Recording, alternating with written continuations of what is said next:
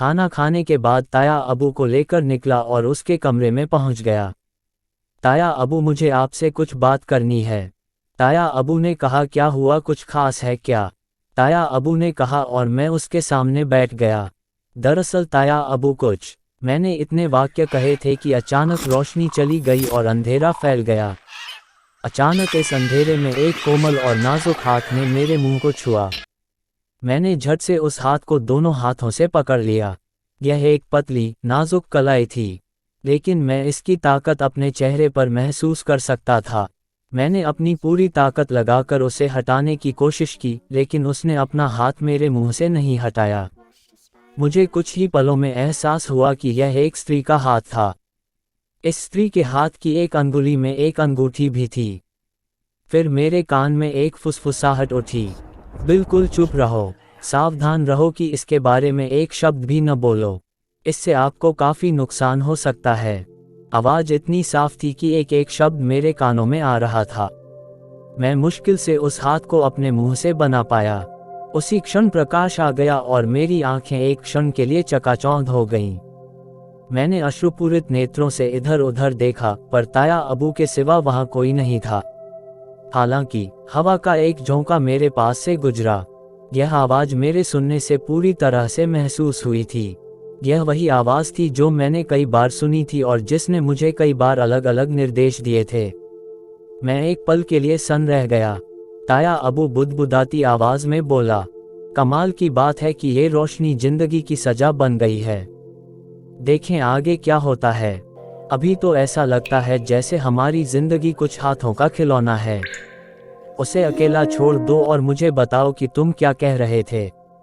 ताया अबू ने कहा और मैं सोचने लगा कि अब ताया अबू से क्या कहूँ। मैंने विशेष रूप से उससे बात करने के लिए कहा, लेकिन मुझे उससे बात करने से मना किया गया। और अब कुछ कहना था। तब मुझे कुछ सूझा। ताया अबू मेरी तरफ प्रश्नवाचक निगाहों से देख रहा था। उसने कहा, हाँ, आप किस बारे में बात करना चाहते हैं? घोषित करना संपत्ति आदि का संक्षिप्त विवरण ताया अबू के संज्ञान में आया है।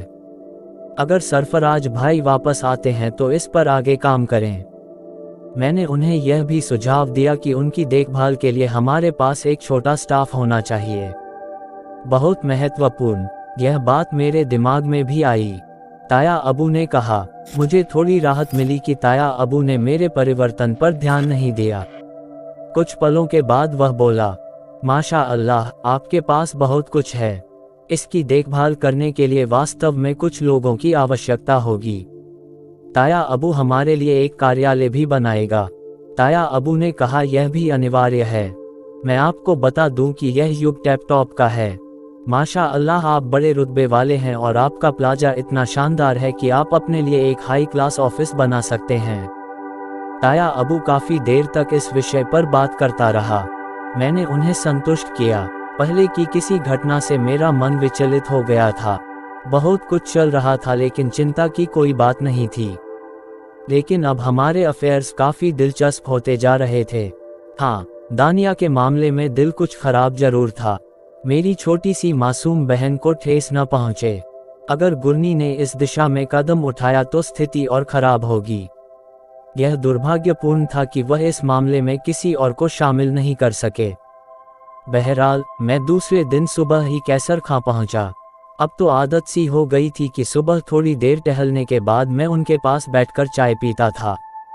कैसर खान अपनों की तरह मेरा इंतजार करता था।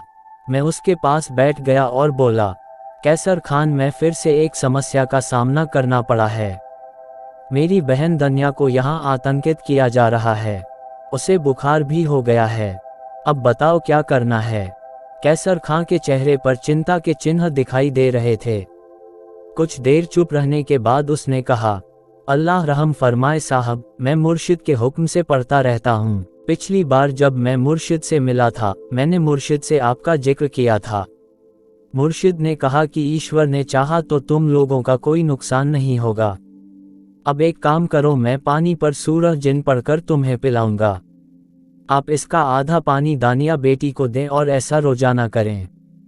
इसके अलावा अगर तुम चाहो तो मेरे मुर्शिद के पास जाओ। मैं मुर्शिद से कहूँगा कि दानिया बेटी के लिए कोई ताबीज दे दो। भगवान ने चाहा तो दानिया बेटी को कोई नुकसान नहीं होगा। खैर कैसर खान, मैं आपके साथ मुर्शिद के पास जरूर जाऊंगा। खैर उन्हें मिले हुए काफ़ी समय हो गया है।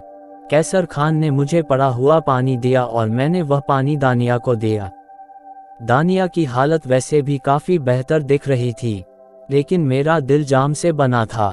मुझे हमेशा मना किया जाता था कि मैं इन आयोजनों में किसी को अपना साथी न बनाऊं, और यह बहुत ही कठिन काम था। दिल में क्या चल रहा था, और ऐसे में खामोशी बड़ी गंभीर हो गई। आखिर जो हुआ उसे सहना ही पड़ा। उस दिन 11 बजे के करीब नादिर खान के संपादक आए और मुझे वो एफआईआर दिखाई जिसमें नादिर खान ने खुद लिखा था। पढ़कर मैंने हस्ताक्षर कर दिए और नादिर खान के संपादक चले गए। दिन चुपचाप बीत गया। तीरा सुल्ताना और दानिया के बीच सुखद बातचीत जारी रही। ताहिरा खानम की ओर से भी कोई हरकत नहीं हुई, न ही सायरा का फ़ोन आया, जबकि मुझे लगा था कि सायरा मुझे ज़रूर कॉल करेगी। रात को मैं रोज की तरह अपने कमरे में अकेला सो गया। सरफराज भाई दिन में 2-3 बार उनसे बात कर लेते थे और वह बताते थे कि चार्ज दे रहे हैं जिसमें काफ़ी समय लगेगा। दानिया की हालत में भी सुधार हुआ था। दूसरा दिन भी पूरी तरह से शांति से गुजरा, लेकिन तीसरे दिन एक चिंताजनक स्थिति सामने आई। नादिर खान ने ताया अबू के मोबाइल फ़ोन पर कॉल किया और ताया अबू मेरे पास पहुंचा। साहब, नादिर खान का फ़ोन आया है, लगता है कुछ गड़बड़ है। उन्होंने हमें तुरंत थाने पहुंचने को कहा है। खैर चांद खान को ज़रूर कोई दिक्कत होगी, उसने बुलाया है तो हम चलते हैं, अन्यथा वह हमेशा हमें चोट पहुंचाने से बचता है। ताया अबू मान गया और कुछ देर बाद हम तैयार होकर कैसर को लेकर थाने के लिए निकल पड़े।